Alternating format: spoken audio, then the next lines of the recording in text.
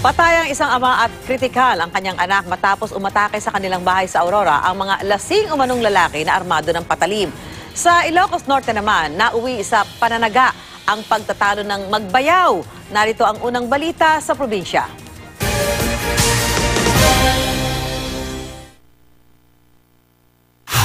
Duguan at may matitining sugat sa ulo ng datnan ng mga responding pulis, si William Navarra sa Bana, Ilocos Norte. Yan ay matapos siyang pagtatagain ng bayaw niyang si Romeo Tungpalan.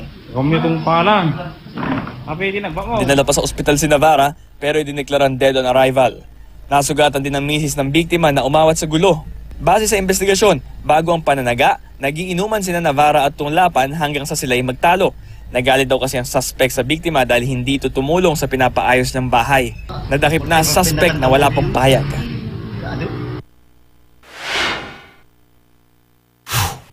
Nadala sa ospital pero namatay habang ginagamot si Efren Talavera Sr. sa Baler, Aurora. Critical naman ang kondisyon ng anak niyang si Efren Talavera Jr. Ayon sa mga pulis, bigla na lang pinasok ng 4 na lalaking pinaniniwala ang lasing ang bahay ng mga biktima at inatake sila gamit ang iba't ibang patalim. Nagawa pang lumaban ng mga biktima kaya nasugatan ng isa sa mga suspect na si Ramon Briones. Nakilala rin ang isa pang suspect na si J.R. Briones. Habang hindi pa natutukoy ang dalawa pa, mabilis na nakatakas sa mga suspect. Iniimbestigahan pa ang motibo sa krimen.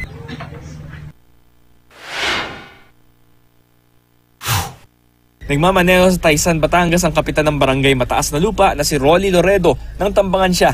Agad na namatay si Loredo at ang kasama niya si Reynan Garbin.